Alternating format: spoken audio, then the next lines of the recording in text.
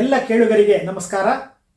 ಆಕಾಶವಾಣಿ ಬೆಂಗಳೂರು ಪ್ರಾದೇಶಿಕ ಸುದ್ದಿ ವಿಭಾಗ ಪ್ರಸ್ತುತಪಡಿಸುತ್ತಿರುವ ವಿಶೇಷ ಸಂವಾದ ಕಾರ್ಯಕ್ರಮಕ್ಕೆ ಸ್ವಾಗತ.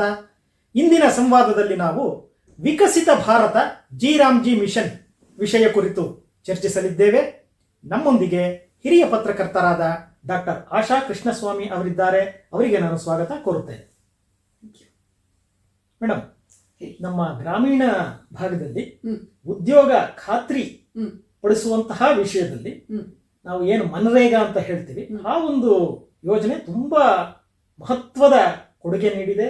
ನಮ್ಮ ಜನರಿಗೆ ಆಹಾರವನ್ನ ಒದಗಿಸುವುದರ ಜೊತೆಗೆ ಅವರಿಗೆ ಒಂದಷ್ಟು ದಿನ ವರ್ಷದಲ್ಲಿ ಉದ್ಯೋಗವನ್ನು ಖಾತ್ರಿ ಕೊಡಿಸುವಂತಹ ಒಂದು ಮಹತ್ವದ ಒಂದು ಮಿಷನ್, ಒಂದು ಕಾರ್ಯಕ್ರಮ, ಒಂದು ಯೋಜನೆ ಕೇಂದ್ರ ಸರ್ಕಾರದಿಂದ. ಇದರ ಪರಿಷ್ಕೃತ ರೂಪ, ಇದನ್ನು ಮತ್ತಷ್ಟು ಅಭಿವೃದ್ಧಿಪಡಿಸಿ ಇತ್ತೀಚೆಗೆ ವಿಕಸಿತ ಭಾರತ ಜಿ ಮಿಷನ್ ಅನ್ನುವ ಒಂದು ಮಸೂದೆಯನ್ನ ನಮ್ಮ ಸಂಸತ್ತು ಅಂಗೀಕಾರ ನೀಡಿದೆ. ಈ ಒಂದು ಬಿಲ್ ಬಗ್ಗೆ ತಾವು ವಿವರ ಕೊಡಬಹುದಾ ಅಂತ? ಇದು ಹೊಸದಾಗಿ ಬಂದಿರುವಂತಹ ಒಂದು ಬಿಲ್ಲು. ಅದು ಈ ವಿಕಸಿತ್ ಭಾರತ್ 2047ಕ್ಕೆ ಅದಕ್ಕೆ ಅದು ಟ್ಯೂನ್ ಮಾಡಿದ್ದಾರೆ ಅದನ್ನ.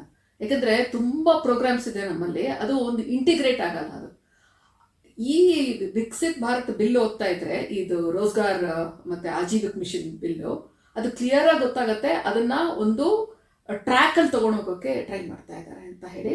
ಅದು ಓದುವಂತಹ ತಾಳ್ಮೆ ಇರಬೇಕು. ಬಿಲ್ಲಿನ ಹೆಸರಿನಲ್ಲಿ ಹೋಗ್ಬಾರ್ದು ಯಾರನ್ನು.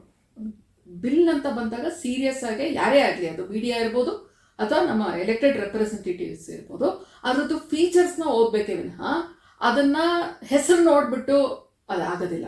ಇವಾಗ ನಾವು ಹಿಂದೆ ನೋಡಿದಾಗ ಇವಾಗ ಎರಡು ಈ ಬಿಲ್ ಬಗ್ಗೆ ನಡೀತಾ ಇದ್ದಿದ್ದು ಗಲಾಟೆ ಏನು ಅಂತ ಹೇಳಿದ್ರೆ, ಹೆಸರು ಬಗ್ಗೆ ರಾಮನ್ ಅದು ಬರುತ್ತೆ ಅಂತ, ಇನ್ನೊಂದು ಸ್ಟೇಟ್ಸ್ಗೆ ಅದು ಬರ್ಡನ್ ಆಗುತ್ತೆ ಅಂತ. ಆದ್ರೆ ನಮ್ದು ಎಲ್ಲಾನು ಕೋಆಪರೇಟಿವ್ ಫಾರ್ಮ್ ಅಲ್ಲೇ ಹೋಗ್ತಾ ಇರೋದು, ನಮ್ದು ಸಹಕಾರದಲ್ಲೇ ನಡೀತಾ ಇರೋದು. ಇದು ಕೂಡ ಸಹಕಾರದ ದೃಷ್ಟಿಯಿಂದ ನಾವು ನೋಡ್ಬೇಕಾಗತ್ತೆ. ಇದು ಕೇಂದ್ರ ಮತ್ತು ರಾಜ್ಯಗಳು ಯಾವುದೇ ಒಂದು ಹೊಸ ಮಸೂದೆ ಬಂದಾಗ ಅಂತ ಕಾನೂನು ಆದಾಗ ಅದನ್ನ ನಾವು ಅರ್ಥ ಮಾಡಿಕೊಂಡು ಜನಗಳಿಗೆ ತಲುಪಿಸಿ ಅದನ್ನ ಸಕ್ಸಸ್ ಮಾಡೋದು ನಮ್ಮ ಕೈಲಿರುತ್ತೆ.